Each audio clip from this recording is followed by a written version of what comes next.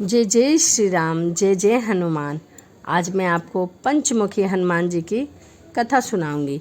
तो चलिए कथा को शुरू करते हैं।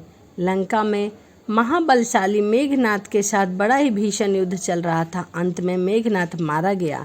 रावण जो अब तक मंद में चूर था, राम सेना खास तौर पर लक्ष्मण का पराक्रम सुनकर थोड़ा तनाव में आए। रावण को कुछ दुखी देखकर रावण की माँ कैकेयी ने उसके पाताल से बस दो भाइयों अहिरावण और महिरावण की याद दिलाई। रावण को याद आया कि यह दोनों तो उनके बचपन के मित्र थे। लंका का राजा बनने के बाद उनकी शुद्ध ही नहीं रही थी। रावण यह भली प्रकार जानता था कि अहिरावण और महिरावण तंत्र मंत्र में महापंडित, जादू टोने में धनी और माँ कामाख्या के परम भक्त थे। रावण ने उन्हें बुलाया भेजा और कहा कि वह अपने छल बल कौशल से श्री राम लक्ष्मण को फंसाए। यह बात दूतों के जरिए विभीषण को पता लग गई। युद्ध में अहिरावण और महिरावण जैसे परम मायावी भी शामिल हुए। विभीषण चिंता में पड़ गए। विभीषण को लगा कि भगवान श्री राम और लक्ष्मण जी की सुरक्षा की व्यवस्था कड़ी होनी चाहिए। इसके लिए उन्होंने सबसे बेहतर इसका जिम्मा परमवीर हनुमान को सौंप दिया। राम लक्ष्मण की कुटिया लंका में सुवेल पर्वत पर बनी थी। हनुमान जी ने भगवान श्री राम की कुटिया के चारों ओर एक सुरक्षा घेर खींच दिया और ताकि कोई जादू टोना, तंत्र मंत्र का असर, मायावी राक्षस इसके भीतर नहीं घुस सकता। अहिरावण और महिरावण श्री राम और लक्ष्मण को मारने उनकी कुटिया तक पहुँचे, पर इस सुरक्षा घेर के आगे उनकी एक न चली, वह असफल रहे। ऐसे में उन्होंने एक चाल चली। महिरावण विभीषण का रूप धर के कुटिया में घुस गया। श्री राम पत्थर की सपाट शिलाओं पर गहरी नींद में सो रहे थे। दोनों राक्षसों ने बिना आहट के शिला समेत दोनों भाइयों को उठा लिया और अपने निवास पाताल की ओर लेकर चल दिए। विभीषण लगातार सतर्क थे। उन्हें कुछ देर में ही पता चल गया कि कोई अनहोनी घट चुकी है। विभीषण को महिरावण पर शक था। उन्हें राम लक्ष्मण की जान की चिंता सताने लगी। विभीषण ने हनुमान जी को महिरावण के बारे में बताते हुए कहा कि वे उसका पीछा करें। लंका में अपने रूप में घूमना राम भक्त हनुमान के लिए ठीक न था, सो उन्होंने पक्षी का रूप धारण कर लिया और पक्षी के रूप में ही निकुंभला नगर पहुंच गए। निकुंभला नगरी में पक्षी रूप धरे हनुमान जी ने कबूतर और कबूतरी को आपस में बात करते सुना। कबूतर कबूतरी से कह रहा था, अब रावण की जीत पक्की है। अहिरावण और महिरावण राम लक्ष्मण की बलि चढ़ा देंगे, बस सारा युद्ध समाप्त हो जाएगा। कबूतर की बातों से ही बजरंगबली को पता चल गया कि दोनों राक्षस श्री राम लक्ष्मण जी को सोते हुए उठाकर लेकर आए हैं और कामाख्या देवी के मंदिर में उनकी बलि चढ़ाने के लिए गए हैं। हनुमान जी वायु वेग से रसातल की ओर बढ़े और तुरंत वहां पहुंच गए। हनुमान जी को रसातल में प्रवेश द्वारा एक अद्भुत पहरेदार मिला, जिसका आधा शरीर वानर का और आधा शरीर मछली का था। उसने हनुमान जी को पाताल में प्रवेश करने से रोका। द्वारपाल हनुमान जी से बोले कि मुझे को परास्त किए बिना तुम्हारे भीतर जाना असंभव है। दोनों में लड़ाई ठन गई। हनुमान जी की आशा के विपरीत वह बड़ा ही बलशाली और कुशल योद्धा निकला। दोनों में बड़े बलशाली थे। दोनों में बहुत भयंकर युद्ध हुआ, परंतु वह बजरंगबली के आगे न टिक सका।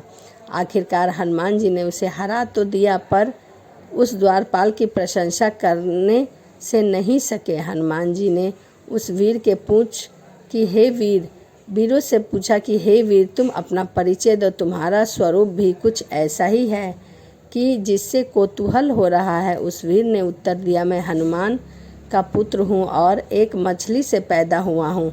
मेरा नाम मकर ध्वज है। हनुमान जी ने यह सुना तो आश्चर्य में पड़ गए। वह वीर की बात सुनने लगे। मकर ध्वज ने कहा, लंका दहन के बाद हनुमान जी समुद्र में अपनी अग्नि शांत करने पहुँचे। उनके शरीर से पसीने के रूप से जो तेज गिरा, उसी से मैं उत्पन्न हुआ। उस समय मेरी माँ ने आहार के लिए मुख खोला था। वह तेज मेरी माता ने अपने मुख में ले लिया और गर्भवती हो गई। उसी से मेरा जन्म हुआ है। हनुमान जी ने जब यह सुना तो मकर ध्वज को बताया कि वही हनुमान है। मकर ध्वज ने हनुमान जी के चरण स्पर्श किए और हनुमान जी ने भी अपने बेटे को गले से लगाया और कहा, आने का पूरा कारण बताइए। उन्होंने अपने पुत्र से कहा कि अपने पिता के स्वामी की रक्षा की सहायता करो।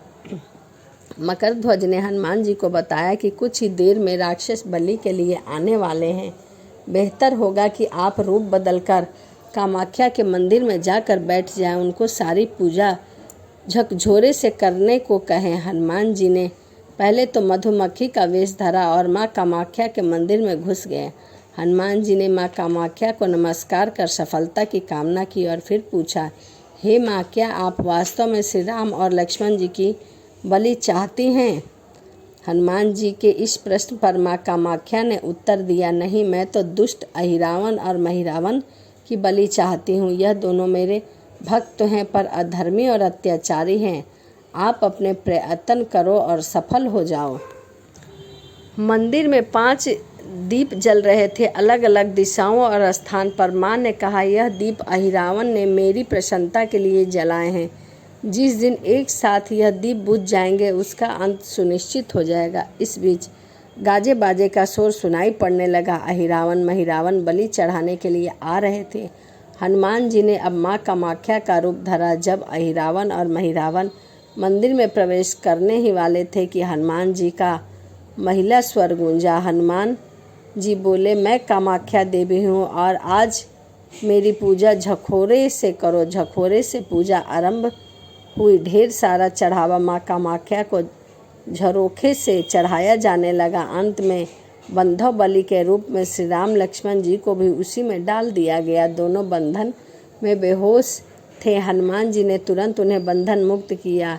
अब पाताल लोक से निकलने की बारी थी, पर उससे पहले माँ कामाख्या के सामने अहिरावण महिरावण की बलि देकर उनकी इच्छा पूर्ण करना और दोनों राक्षसों को उनके लिए सजा देना शेष था। अब हनुमान जी ने मकरध्वज को कहा कि वह अचेत अवस्था में लेटे हुए भगवान श्री राम और लक्ष्मण जी का खास ख्याल रखे और उनके साथ मिलकर दोनों राक्षसों के खिलाफ युद्ध छेड़ दिया। पर यह युद्ध आसान न था। अहिरावण और महिरावण बड़ी मुश्किल से मरते तो 5 के रूप में जिंदा हो जाते। यह विकट स्थिति से मकरध्वज ने बताया कि अहिरावण की एक पत्नी नाग कन्या है। अहिरावण उसे हर लाया है।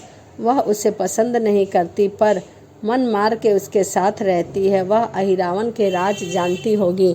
उससे उसकी मौत का उपाय पूछा जाए। आप उसके पास जाएं और उससे सहायता मांगे। मकरध्वज ने राक्षसों को युद्ध में उलझा के रखा और उधर हनुमान जी अहिरावण की पत्नी के पास पहुँचे।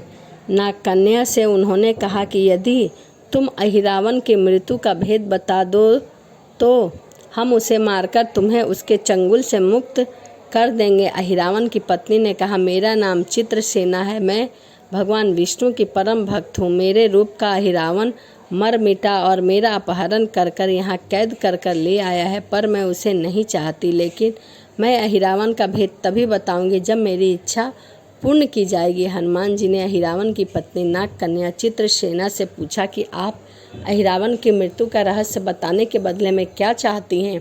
आप मुझसे अपनी शर्त बताएं, मैं उसे अवश्य पूरा करूंगा। चित्रसेना ने कहा, दुर्भाग्य से अहिरावण जैसा असुर मुझे हर लाया, जिससे मेरा जीवन खराब हो गया है। मैं अपने दुर्भाग्य को सौभाग्य में बदलना चाहती हूँ।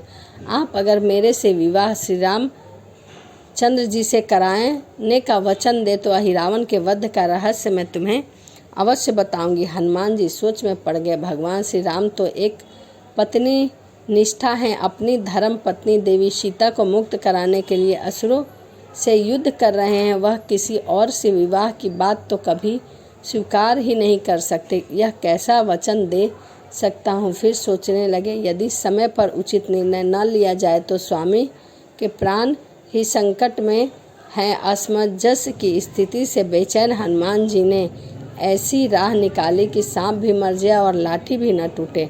हनुमान जी बोले, तुम्हारी शर्त स्वीकार है, पर हमारी भी एक शर्त है। यह विवाह तभी होगा जब तुम्हारे साथ भगवान राम एक ही पलंग पर आसन पर बैठेंगे और वह पलंग टूटेगा नहीं, सही सलामत रहेगा। यदि वह टूट जाए तो अपशगुन मानकर वचन से पीछे हट जाऊंगा। यह महाकाय अहिरावण के बैठने से पलंग नहीं टूटता है तो भला श्री रामचंद्र जी के बैठने से कैसे टूटेगा। यह सोचकर चित्रसेना तैयार हो गई। उसने अहिरावण समेत सभी राक्षसों के अंत का सारा भेद बता दिया। चित्रसेना ने कहा, दोनों राक्षस के बचपन की बात है। इन दोनों के कुछ शरारती राक्षस मित्रों ने कही कि एक भ्रामरी को पकड़ लिया मनोरंजन के लिए। वे उसे भ्रामरी को बार बार कांटों से छेद रहे थे। भ्रामरी साधारण भ्रामरी न थी, वह भी बहुत मायावी थी, किंतु किसी कारणवश वह पकड़ में आ गई थी। भ्रामरी की पीड़ा सुनकर अहिरावण और महिरावण को दया आ गई और अपने मित्रों से लड़कर उसे छुड़ा दिया। मायावी भ्रामरी का पति भी अपनी पत्नी की पीड़ा सुनकर आया था। अपनी पत्नी की मुक्ति से प्रसन्न होकर उस भैरव ने वचन दिया था कि तुम्हारे उपकार का बदला हम सभी ब्रह्मर जाति मिलकर चुकाएंगे। ये भैरव अधिकतर उसके शयन कक्ष के पास रहते हैं। ये सब बड़ी भारी संख्या में रहते हैं। दोनों राक्षसों को जब भी मारने का प्रयास करोगे तो यह मरते नहीं हैं। तब ब्रह्मर उनके मुख में एक बूंद अमृत डाल देती है। उस अमृत के कारण ये दोनों राक्षस मरकर भी जिंदा हो जाते हैं। इनके कई कई रूप उसी अमृत के कारण हैं। उन्हें जितनी बार मारोगे वह फिर से जीवित हो जाएंगे, उतने नए रूप बना लेंगे। इसलिए आपको पहले इन भंवरों को मारना होगा। हनुमान जी रहस्य जानकर लौटे। मकर ध्वज ने अहिरावण को युद्ध में उलझा रखा था तो हनुमान जी ने भंवरों का खात्मा शुरू कर दिया। वो आखिर हनुमान जी के सामने कहाँ तक टिकते। जब सारे भंवरे खत्म हो गए और केवल एक बचा तो वह हनुमान जी के चरणों में लौट गया। उसने हनुमान जी से प्राण की रक्षा की याचना की। हनुमान जी पसीज गए। उन्होंने उसे क्षमा करते हुए एक काम सौंपा। हनुमान जी बोले, मैं तुम्हें प्राण दान देता हूँ, पर इस शर्त पर कि तुम यहाँ से तुरंत चले जाओ और अहिरावण की पत्नी के पलंग की पाटी में घुसकर जल्दी से जल्दी उसे पूरी तरह से खोखला बना दो। भंवरा तत्काल चित्रसेना के पलंग की पाटी में घुसने के लिए प्रस्थान कर गया। इधर अहिरावण और महिरावण को अपने चमत्कार से लुप्त होने से बहुत अचरज हुआ, पर उन्होंने मायावी युद्ध जारी रखा। भ्रामरों को हनुमान जी ने समाप्त कर दिया।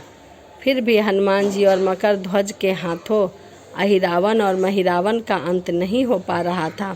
यह देखकर हनुमान जी बहुत चिंता में थे। फिर उन्होंने कामाख्या देवी को दिया हुआ वचन याद आया। देवी ने बताया था कि अहिरावण की सिद्धि जब पांचों दिया एक साथ बुझेंगे तभी वे नए नए रूप धारण करने में असमर्थ होंगे और उनका वध हो सकेगा। हनुमान जी ने तत्काल पंचमुखी हनुमान जी का रूप धारण कर लिया। उत्तर दिशा में वराह मुख, दक्षिण दिशा में नरसिंह मुख, पश्चिम दिशा में गरुड़ मुख, आकाश की ओर हैग्रीव मुख और पूर्व दिशा में हनुमान जी के मुख। इसके बाद हनुमान जी ने अपने पांचों मुख द्वार एक साथ पांचों दीपक बुझा दिए।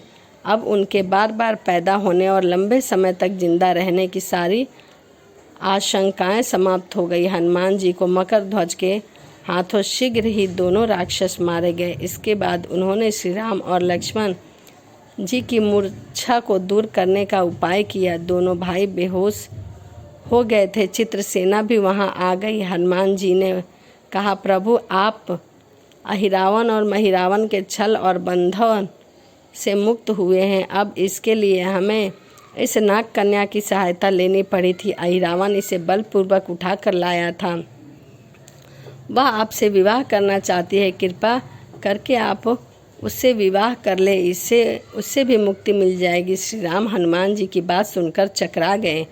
जिससे पहले कि वह कुछ कह पाते हनुमान जी ने कह दिया, भगवान आप तो मुक्ति के दाता हैं। अहिरावण को मारने का भेद इसी ने बताया था। इसके बिना हम उसे मार नहीं सकते थे, उसे मारने में असफल हो जाते। कृपा निदान इसकी मुक्ति मिलनी चाहिए, परंतु आप चिंता ना करें। हम सबका जीवन बचाने वाले के प्रति बस इतना कीजिए कि आप इस पलंग पर बैठ जाइए, बाकी काम मैं खुद कर लूँगा। हनुमान जी ने इतनी तेज़ी से सारे काम करते जा रहे थे कि जिससे श्री राम और लक्ष्मण जी दोनों चिंता में पड़ गए। वह कोई कदम उठाते तब तक हनुमान जी ने भगवान श्री राम की बाह पकड़ ली। हनुमान जी ने भाववेश से प्रभु श्री राम की बाह पकड़कर चित्रसेना के उस सजे धजे विशाल पलंग पर बिठा दिया।